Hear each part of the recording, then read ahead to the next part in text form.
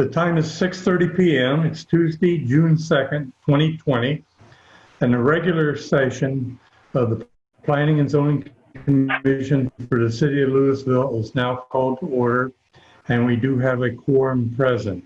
Second item is approval of the minutes of the May 19th, 2020 meeting. If there are no additions or corrections as presented, may I have a motion to approve? Move to approve. Motion by Mary Ellen. I'll second.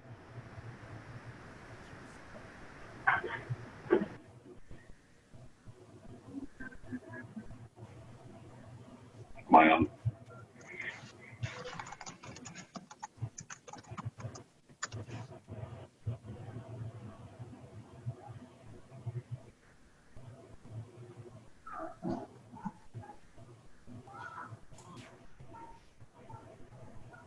Oh.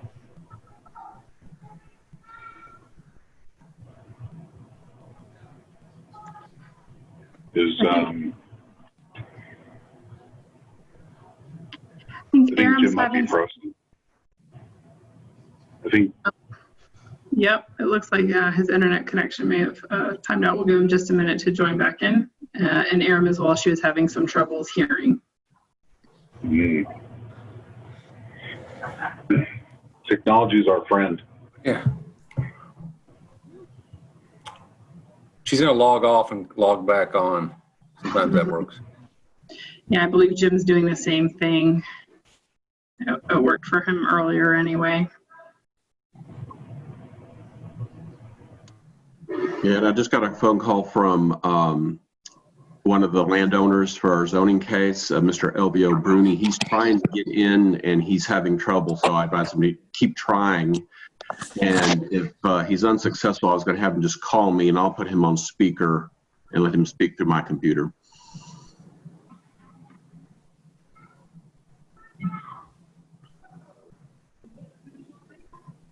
Richard, did you say that fairly soon we might be back at City Hall? We might be back to a live meeting at our next meeting. We will I've lost it. Hopefully know something here within the next couple of weeks. Okay. Or week and a half. Okay, it looks like we have both Jim and Aram back. Can you both hear us? I can hear you now, yes. Yes, I can hear you. There's Karen and there's William. So don't know what happened. So Jim, I think we had, you froze after John had seconded the motion to approve the minutes. So I believe that's where we're at in the meeting. Okay, so we'll do a roll call then. Mm-hmm. Aram? Oh. I think she. Doesn't. Okay, Karen? Aye. Myself, aye. Mary Ellen? Aye. John? Aye. William?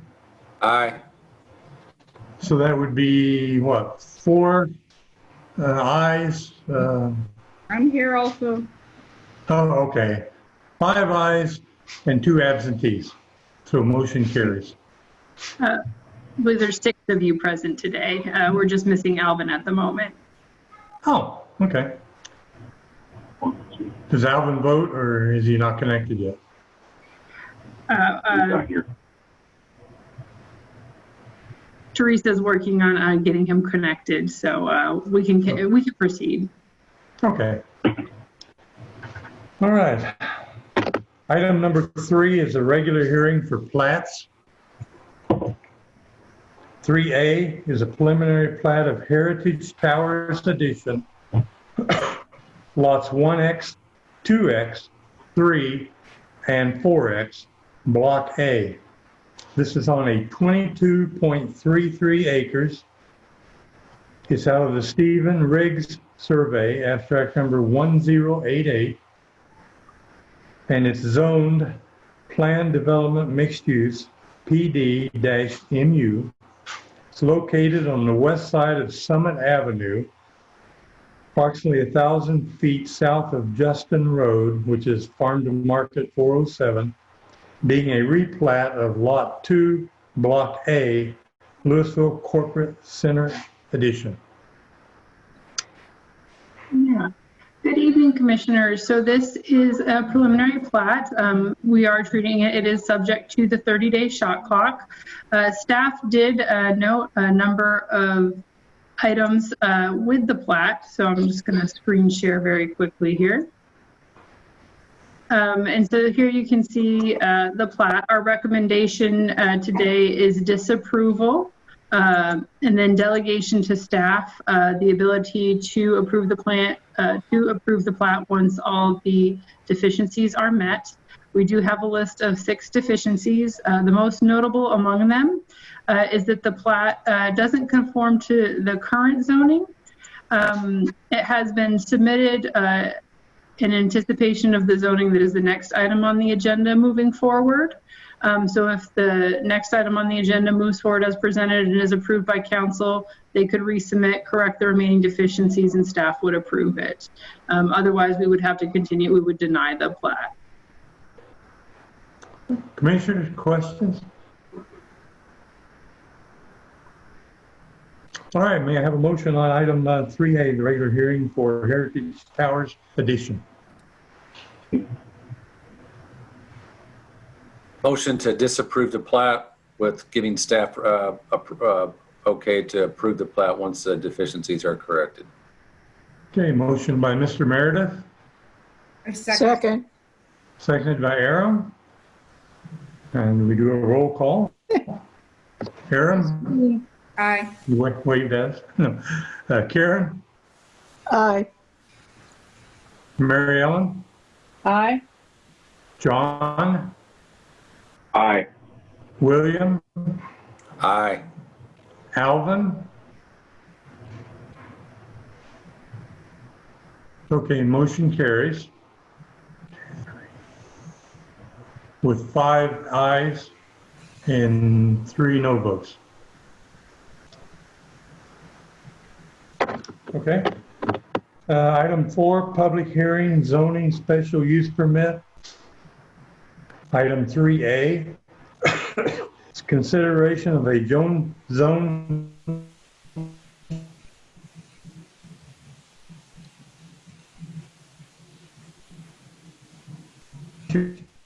He might be frozen again.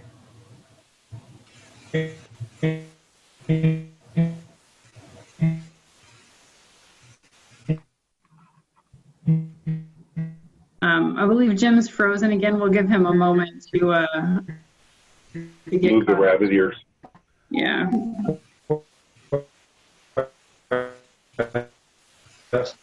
from Planned Development Mixed Use District, which is PD.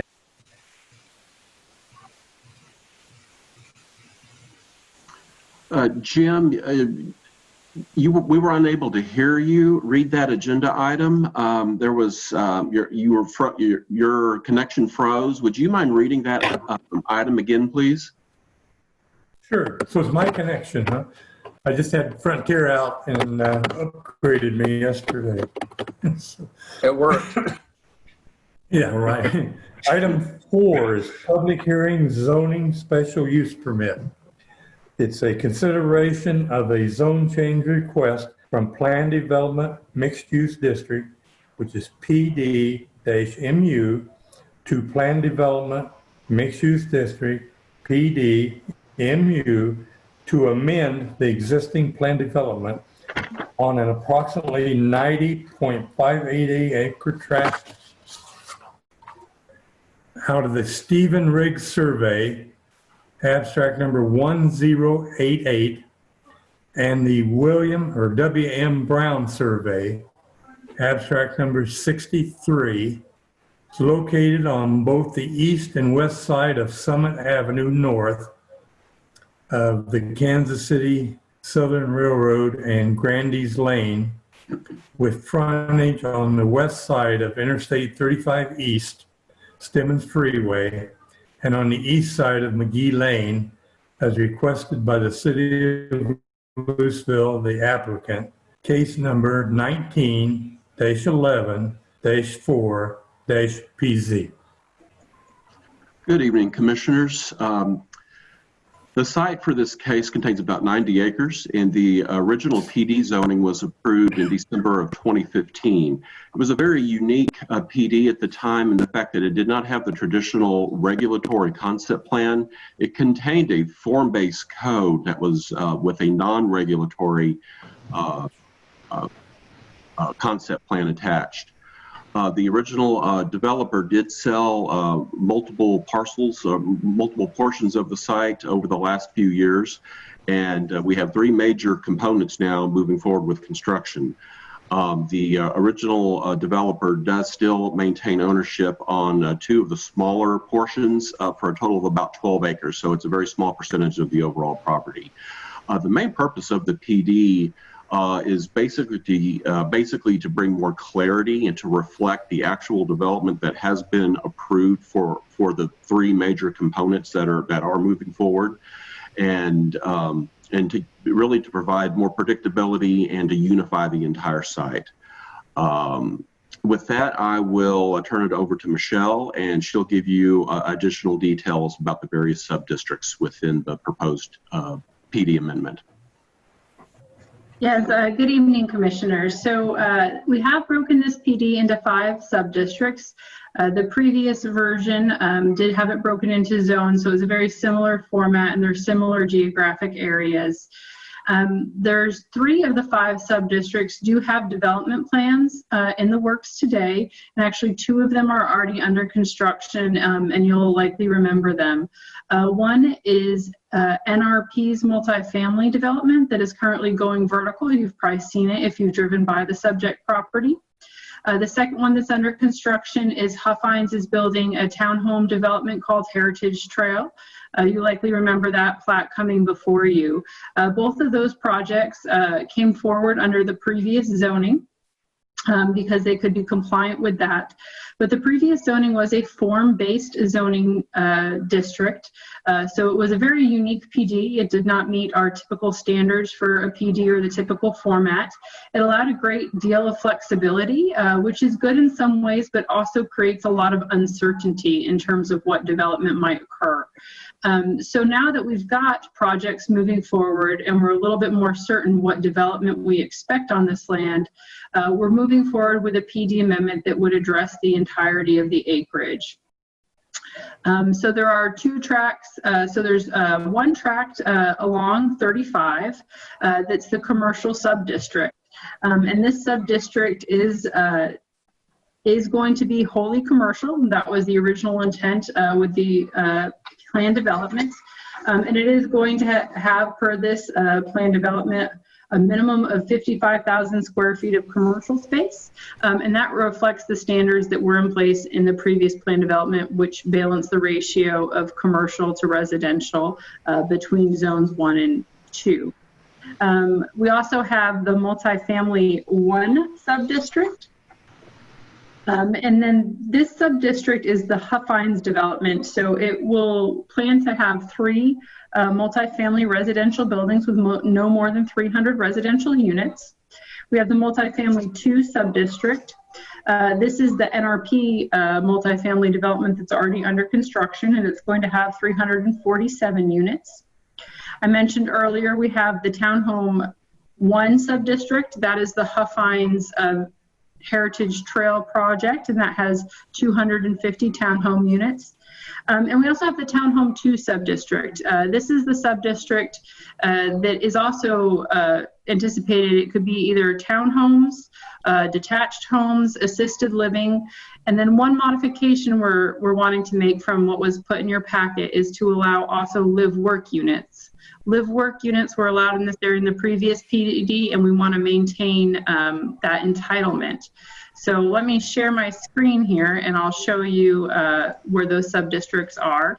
So if you can all see my screen, you can see we've got the commercial sub-district, the multifamily 2 sub-district, the multifamily 1 sub-district, the townhome 1 sub-district, and the townhome 2 sub-district.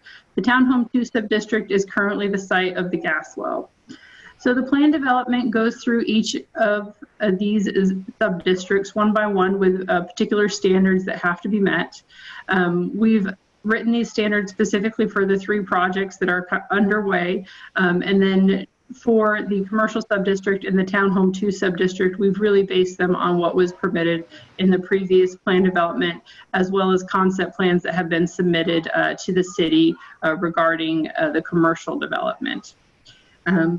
So in general, some of the major changes are the residential density. Overall, the density is being reduced from a potential maximum of 1,625 units for multifamily to 647 multifamily units. And the number of single-family townhomes that would be permitted remains at about 300 between the 2 townhome sub-districts. So overall, it's a reduced density of just under 1,000 units. With that reduced density, we don't see the need for a road to connect the multifamily 1 to the Townhome 1 sub-district. The previous plan development thoroughfare plan did call for a bridge over the Army Corps of Engineers land. That is actually a wetland preserve. So doing a bridge would be, a practicality would be very difficult because that is already wetlands that were created as a preserve for disturbed wetlands elsewhere. And so that's the other real substantive change. And then obviously the format, which will allow for much more predictability as these different projects are built and move forward. So that's what we're bringing before council tonight. I also do want to share with you, we did receive some letters of support and opposition. So let me pull those up for you. All right. So we received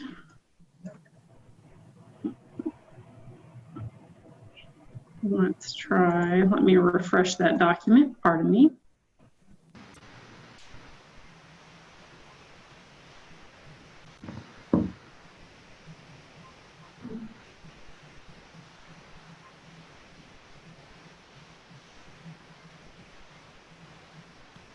Give me just a moment so I can show you the letters in the map. Here we go.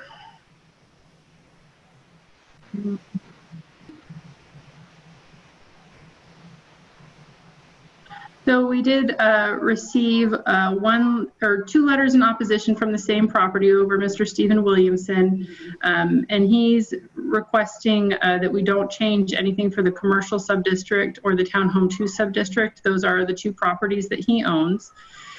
We have done a map and we've calculated that the percentage of those properties is about 13.4%. So it would not trigger a supermajority vote by the city council, but he is the property owner of those 2 and he wants to maintain the current plan development standards. We did also receive an email of support from Mr. Elvio Bruni, who is representing Huffines, who owns the Heritage Trails and the Heritage Towers, who is in support of the zoning change this evening. Do you have any other questions or concerns for me, commissioners? Well, I guess, is Mr. Wilkinson going to explain how he's going to be harmed? So he is not here. I don't see him as an attendee this evening. So all we have is what he's put forward in his letter tonight. From staff's point of view, we've done our best to maintain the entitlements that are in the current PD. It is commercial along I-35, and it does allow for townhomes, assisted living, and live-work units with the proposed amendment that we brought forward for the Townhome 2 subdistrict.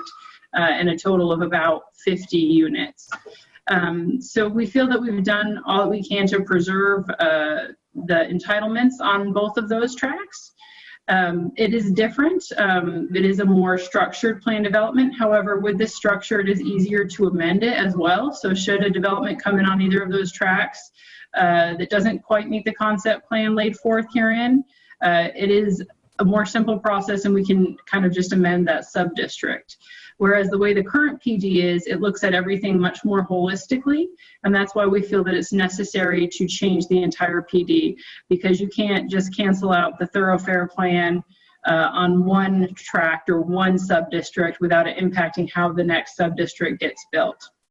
And the whole thing was set up that way with pedestrian networks, with the landscaping. Everything was looked at much more holistically as if it was going to be one large development. And since we're not seeing that, we're kind of breaking it down into the various sub-districts. I guess my question also is what, I guess, Mr. Williamson with his letter, how is it going to negatively impact his property or his purchase? Like, I don't get, I guess, what the concern.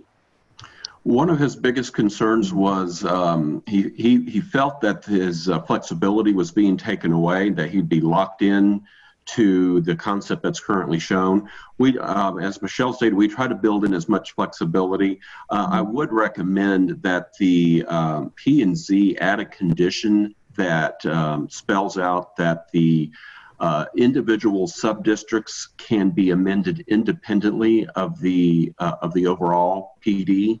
I don't think that language made it in there, so I think the condition would clarify that. Again, that would add additional flexibility for each of the owners of the individual sub-districts. It would be less cumbersome and be a lot more, give them more flexibility with the ability to just amend their section without opening up the entire PD for an amendment. Michelle, can you explain to me, I'm not sure I quite got the live-work concept. Could you explain that to me? Yeah, so what the live-work concept is, as we've defined it, is a live-work unit means a dwelling unit as allowed by the base district that is also used for work purposes, provided that the work component is restricted to uses under 3,000 square feet and is located on the street level. The live component can be located on the street level, behind or beside the work unit, or on any other level of the building. So this is a unique housing type that you see more and more of, especially in larger cities, but it's becoming more popular, where you might have the first floor of your home be more accessible to the public, be a little bit more almost commercially oriented, where you could have a business there. Live work units are particularly popular amongst artists. I know that's where a lot of them kind of started, but you really can use them for a number of other things. And so it just allows a kind of interesting housing type for more entrepreneurial type residents. Is there a limit on how many of those in the sub-district? There isn't. So it would just be an allowed use. The limitation would be the maximum number of dwelling units would be 50. So you can't have more dwelling units. The work component has to be associated with the permitted dwelling unit or live component. So it would be 50 by default. Okay. And these would be places that customers would come to, that the public would come to, or not? Potentially. Like their salon, or like you said, artists, salon, like obviously somebody that runs some sort of services-based business? Yeah, so they could, in a townhome configuration, you might design the townhome so the front half of the ground floor is set up to be a small office or a small salon or something like that, and the back half and the second story is set up to be the dwelling unit. That could be a potential arrangement. So there might be the design district in Dallas. This guy used to go to get my hair cut. Yeah. At a salon on the bottom, and he lived like right. So there might be a need for additional parking. There could potentially be. We would probably have to look at the parking requirements for the live work unit and consider the commercial component of that. Okay. I understand now. Thanks. Okay, anyone else? All right, at this time we'll open up the public hearing. I don't know, is there anyone online?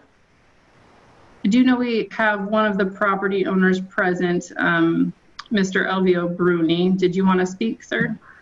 Just wanted to thank the commission and I'm here to answer any questions you might have on our two tracks, which is Heritage Trails and Heritage Towers.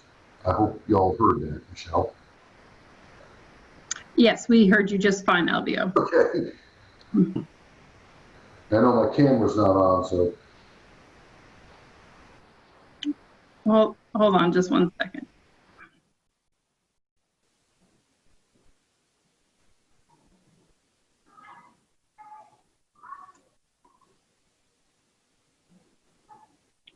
There we go. There you go. Good evening. Good evening. Good evening. My name is Elvio Bruni. I work for Huffines Communities. We're building Heritage Trails, as Michelle and Richard said earlier, as well as Heritage Towers that we hope to get started with later this summer. I'm happy to answer any questions y'all might have on either one of those two communities.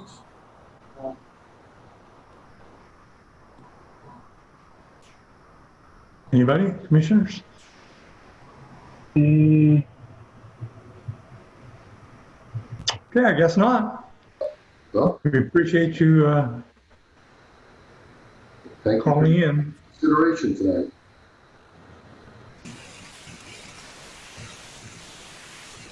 And that's it, right, Michelle? That's correct. There are no more folks in attendance this evening. Okay, so then we'll close the public hearing. Commissioners, are there comments you want to discuss? Issues? I had a couple of questions. So I was going to ask about the site with the gas well. The gas well's been capped, I'm assuming, right? No, it has not been capped. It is still functional. So part of the PD allows the gas well use to continue until such time as it does cease operations for redevelopment. And what the PD does is it anticipates that there will likely be redevelopment of the site at some point in the future.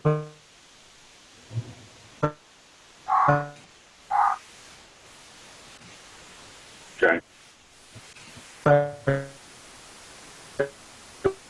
Would entertain. I think Jim has frozen again. Uh-oh. There he is. I'm back. That's embarrassing. If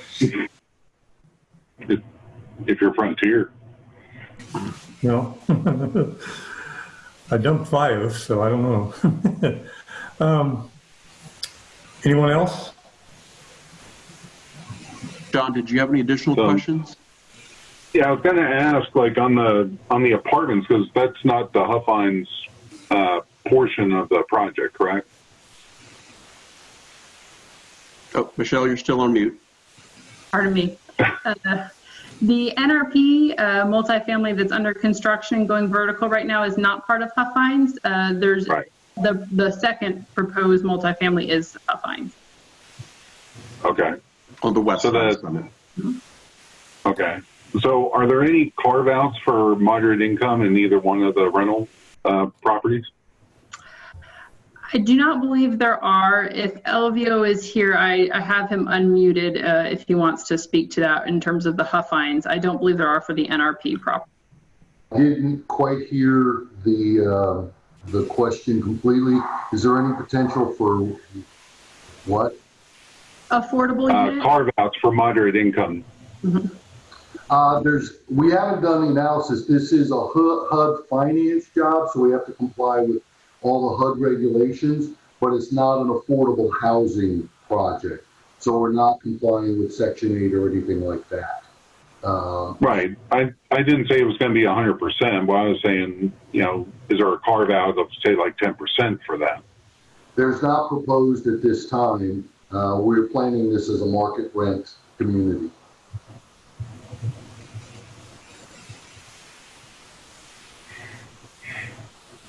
Okay. Okay. All right, anyone else? If not, then I'd entertain a motion, and I think we were considering an amendment to that motion also. Yes, so two amendments, actually. One is to include the live work units in the Townhome 2 subdistrict, and the second is to allow each subdistrict to be amended independently. Okay, thank you. Okay, then I'll entertain a motion.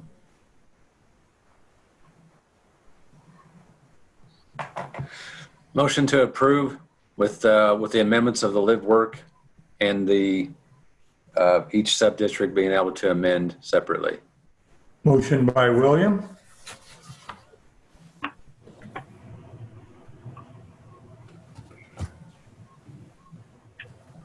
Second. Seconded by Mary Ellen. And we'll do a roll call. Aaron? Aye. Aye. Karen? Aye. Myself, aye. Mary Ellen? Aye. John? Aye. And William? Aye. And I don't know if we have Alvin or not. We do not. Okay, that will be 6 ayes and 1 absent. Motion carries. Thank you, commissioners. So this item will be going to City Council at their July 6th meeting for a second public hearing and final decision. Thank you. Now, ask a question. When do we come back into the office for meetings? Or are we still going this way? I think it's a little bit uncertain right now. We may start being back in July, but we'll be letting you know. Okay. It could be as soon as our next meeting. A lot depends on what what action the governor takes. And it's possible if our next meeting is a live meeting, it may be in an alternative location such as the MCL Grand, because we do have a new sound system being installed in the council chambers. So we will inform you as quickly as we find out the details. With that, I'll entertain a motion to adjourn. Move to adjourn. I didn't see who that was. Aaron? Yeah. Okay. Second? Second. And that was Karen. Aaron? And the roll call is Aaron, Aye. Karen, Aye. myself, aye. Mary Ellen, Aye. John, Aye. William. Aye. That was 6 aye and 1 absent. Motion carries. Meeting adjourned. All right. Night, everybody. Awesome. Good night. Good night, everybody. Stay safe. Thank See ya. you.